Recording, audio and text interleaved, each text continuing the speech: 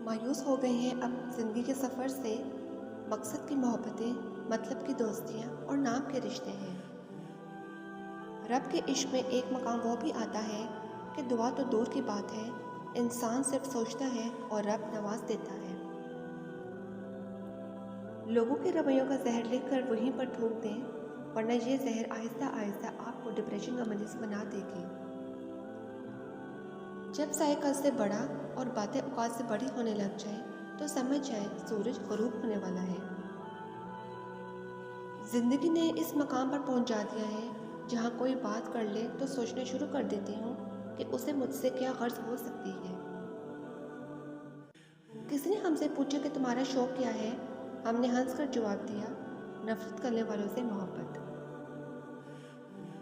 مطلب ختم ہونے پر ہر انسان کو رنگ بدلتے دیکھا ہے۔ زیادہ محبت اور پرواہ کرنے والوں کے ہاتھ میں کچھ نہیں آتا، نہ رشتوں کی مٹھاس، نہ ان کا احساس، نہ ہی ان کی قدر کی جاتی ہے۔ بس ایک ذہنی فریب سا رہتا ہے کہ وہ بھی ہمارے ساتھ ہی ہیں جیسے کہ ہم، لیکن حقیقت بڑی دلخراش ہوتی ہے۔ گفتگو میں بے احتیاطی رشتوں کو کچل دیتی ہے۔ آپ کے الفاظ آپ کا عکس ہوتے ہیں، بعد میں وضاحتیں دینے سے کچھ بھی حاصل نہیں ہوتا۔ پہلی بار مجھے زندگی اس وقت مشکل لگی جب میں نے جانا کہ جس بات پر رونا آ رہا ہو، اس بات پر دوسروں کے سامنے ہمیشہ مسکرانا ہے۔ ضروری نہیں کہ کچھ غلط کرنے سے دکھ ملے، حد سے زیادہ اچھا ہونے کی بھی قیمت چکانی پڑتی ہے۔ آپ جس کے ساتھ جتنا مخلص ہوں گے وہ اتنا ہی زوردار تھپڑ مارے گا کہ آپ کی مخلصی بھی حیران رہ جائے گی۔ بعض اوقات خاموشی اختیاری نہیں، مجبوری ہوتی ہے، کیونکہ انسان جھوٹ بولنا نہیں چاہتا اور سچ بول نہیں سکتا۔ بھروسہ ایک شخص توڑتا ہے اور اعتبار ہر شخص پر سے اٹھ جاتا ہے۔ انسان مرتا مر جائے لیکن کبھی بھی ان سہاروں پر بھروسہ نہ کریں جو کئی بار اس کی بنیادوں کو ہلا چکے ہوں۔ ڈھونڈنے پر وہی لوگ ملتے ہیں جو کھو گئے ہوں، وہ نہیں مل سکتے جو بدل گئے ہوں۔ وقت کے تھپڑوں نے سکھا دی ہوشیاری، ورنہ ہم بھی معصومیت کی حد تک معصوم تھے۔ سمجھدار وہ نہیں جو زیادہ پڑھا لکھا ہو، بلکہ سمجھدار وہ ہے جسے ہنر آتا ہو کہ کس سے کہاں پر، کن الفاظ میں، کس لہجے میں بات کرنی ہے۔ اداس لوگ یوں ہی نہیں مسکراتے، غموں سے چھین کر لاتے ہیں ہنسی اپنی۔ ٹوٹے ہوئے لوگ جب کسی سے جڑتے ہیں تو بہت مخلص ہوتے ہیں۔ انسان ہمیشہ تکلیف میں ہی سیکھتا ہے، خوشی میں تو پچھلے سبق بھی بھول جاتا ہے۔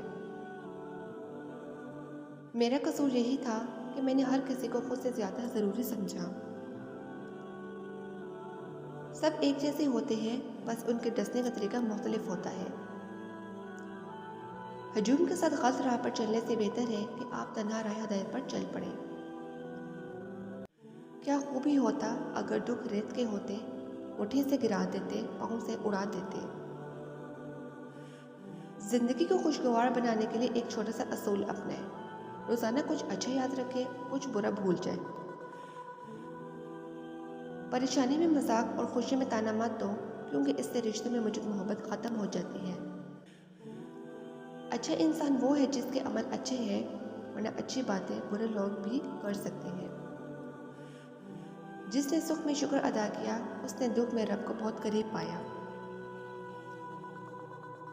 بے شک میرا رب وہ ہے جو انسان کی روح کے اندر کی اذیتوں کو جاننے والا ہے۔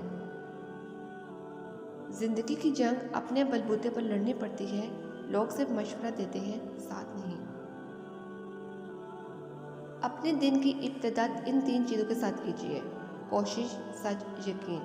کوشش دن بہتر کے لیے، سچائی اپنے کام کے ساتھ، یقین اللہ کی ذات پر۔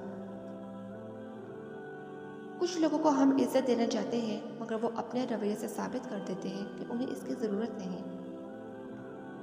اس سوچ کے ساتھ زندگی میں آگے بڑھو کہ اللہ نے یقیناً بہترین ہی سوچا ہوگا۔ کسی نے پوچھا، سب کچھ جان کر بھی چپ کیسے رہ لیتے ہو؟ میں نے جواب دیا، کوئی اپنے مطلب کے لیے اتنا گر سکتا ہے، یہ دیکھنا اچھا لگتا ہے۔ پھر یوں ہوا، لوگوں کے رویوں کی ایسی سمجھ آئی، پھر کسی سے نہ کوئی شکایت رہی، نہ کوئی توقع۔ اس دنیا کا سب سے بدبودار اور منافی شخص پتہ ہے کون ہے؟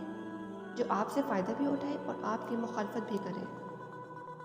کچھ لوگ ہمیں اپنے الفاظ سے، رویے سے اتنی اذیت دیتے ہیں کہ زندگی میں پھر کبھی وہ ہم سے پیار سے بات کریں یا ہم پر کوئی احسان کریں تو ان سے عجیب سی نفرت محسوس ہوتی ہے۔